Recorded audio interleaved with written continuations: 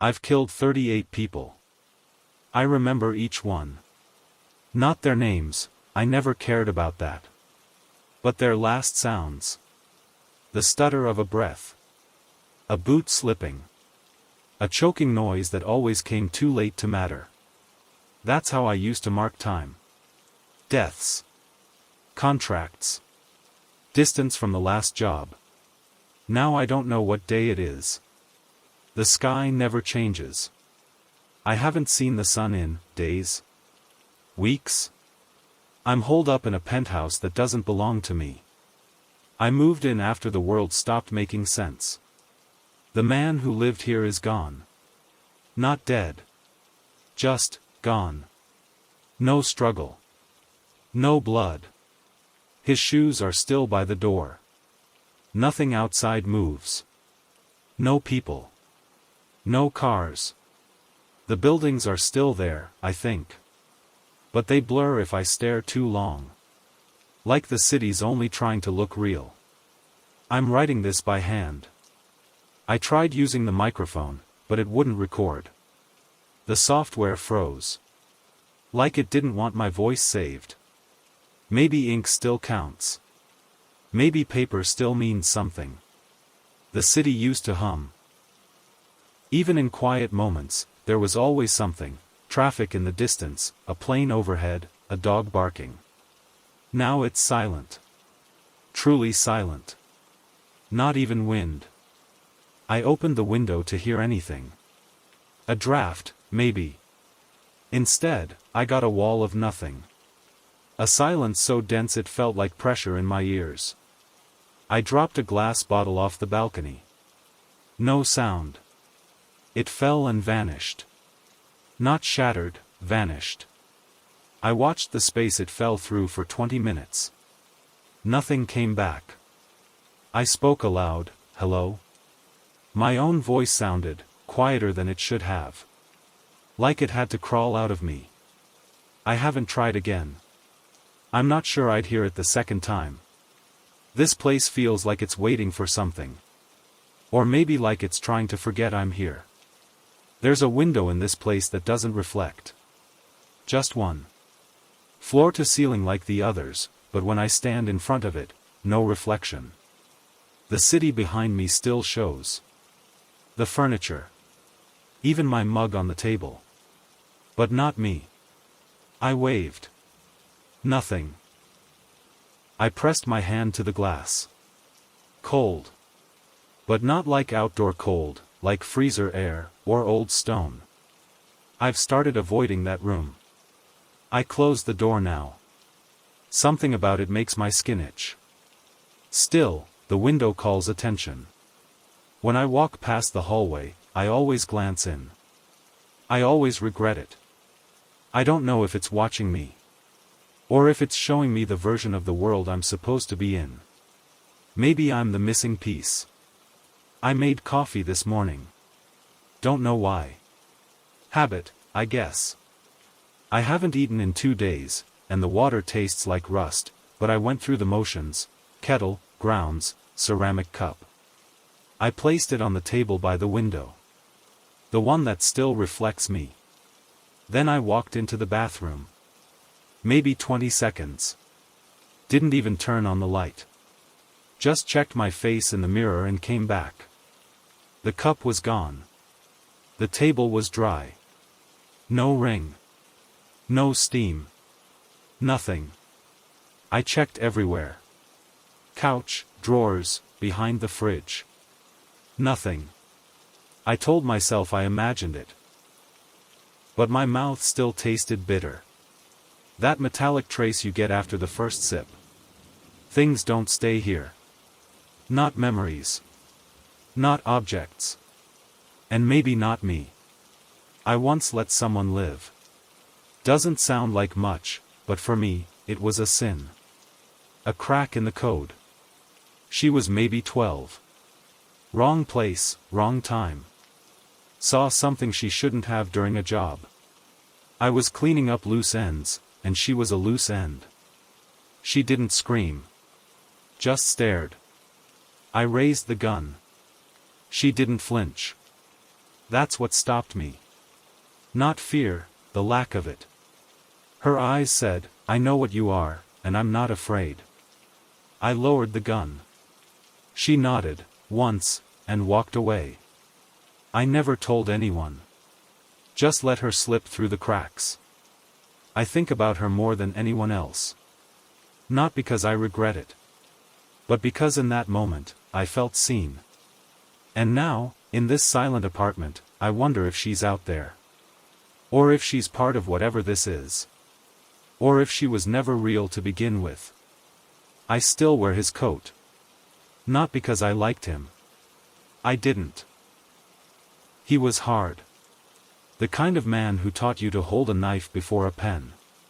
Who believed discipline was measured in bruises. But the coat, it was the only thing he gave me without punishment attached.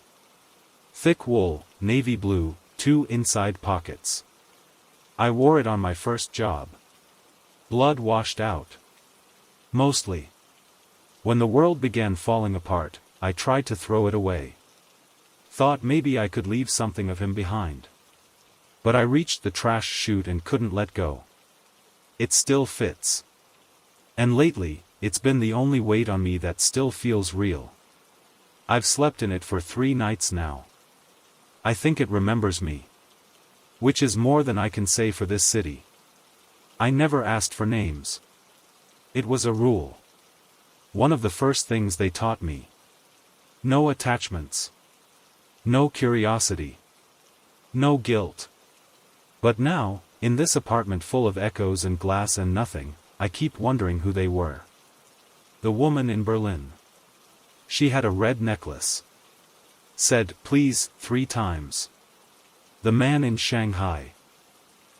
Left a note on the desk that I couldn't read. He tucked it under a chessboard. The couple in Johannesburg. Both smiling. Like they knew it was coming. I don't know if I believe in hell. But if there is one, maybe this is it. Not fire. Not punishment. Just a quiet room where you finally have time to think. Time to remember all the faces you made disappear. And no one left to forgive you. The clocks all say 8:03. The wall clock. The oven. The wristwatch I haven't taken off in years.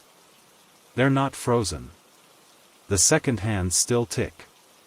But the minutes never change. I thought maybe it was coincidence. So I set the microwave to a countdown. 10 minutes. It beeped at the end. But the time still read 8:03. I've started writing the time down every hour. Always the same. Even the daylight doesn't shift. It's always the same muted tone outside, neither morning nor dusk. Just, stuck. I think time still moves in here. But only just enough to trick me into thinking it matters. Like the room wants me to act like it's passing. But I know better now. This morning, I looked out at the city and counted the buildings. 17. I counted again in the afternoon. 19. Some of them are wrong. Too narrow. Too old. One had a spire I swear wasn't there yesterday. And then there's the yellow building. Pale, mustard yellow, 5 stories tall, always on the right side of my window no matter where I stand. I even checked from the kitchen, same angle, same distance. The building moves to stay in view. I tried to draw it. Windows, shape, shadows. When I flipped the page back to check my lines, it was already redrawn. Different layout. I don't remember doing that. I wrote a note next to it, yellow building. Watching? 10 minutes later, the word watching had been crossed out.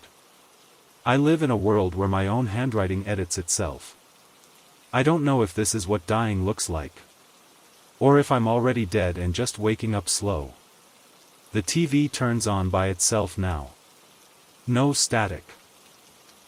No signal. Just people. They don't talk.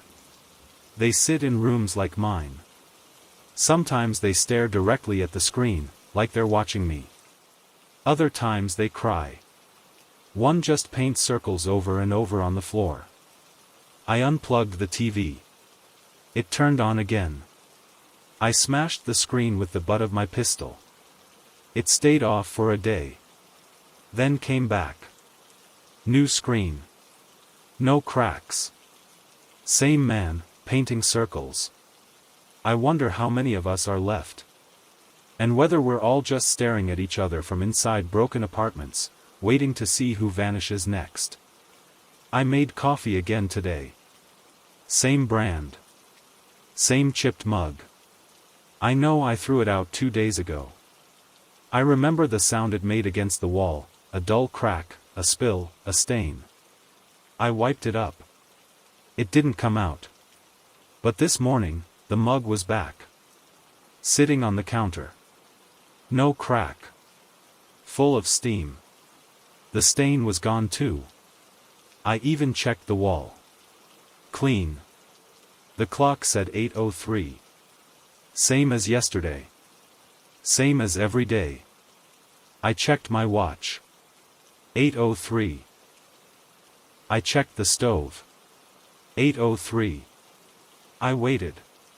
10 minutes. 20. The second hand moved, but the minutes didn't change. I wrote the time on a napkin and left it by the sink. 2 hours later, it still read 8:03. Either the clocks are broken, or time is. I found a letter on the floor this afternoon. Folded. No envelope. Just paper. Same kind I've been using. It started like mine. Same handwriting. Same ink. But I didn't write it. The words were familiar. Things I remember thinking, but never saying. It mentioned the girl in the park. The man painting circles. The building with no reflection. I flipped it over, blank. When I looked back, the text had changed. You've already written this. You just forgot. I tore it up and burned the pieces in the sink. The next morning, the letter was back. Same place. No burns. Now it says nothing. Just a blank page. Waiting. I counted the buildings again.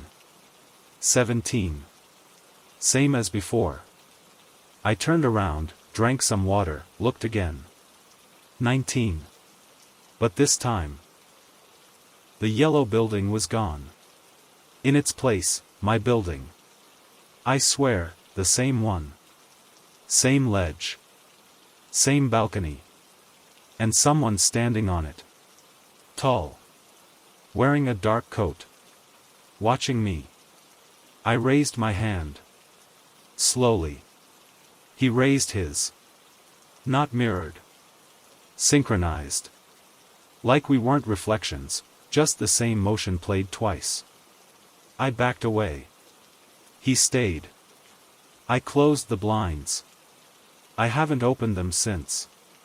There's a chip in the tile by the bathroom door. Small, crescent-shaped, near the baseboard. I noticed it yesterday. Thought it was new. But when I bent down to touch it, I had this pull. Not memory. Not déjà vu. More like gravity. Like part of me had already knelt there before. I checked the wall nearby. 3 faint marks, like something scraped against it. My fingernails fit them perfectly. I pressed harder. The marks deepened. There's a moment, just after you do something irreversible, where you feel the echo of it before it's even done. That's what this was. I've been here before. I don't know how many times. But it's not the first. And I'm starting to think, it won't be the last. I opened the front door. First time since I arrived. The hallway was there. Kind of. Same wallpaper. Same rug. But stretched. Too long. Like someone dragged it out in both directions. I took one step. The air was thick. Not like fog, like fabric. I reached the stairwell and found only a wall. No stairs. No elevator. Just another door. Same as mine. I opened it. My apartment. Not a copy. Mine.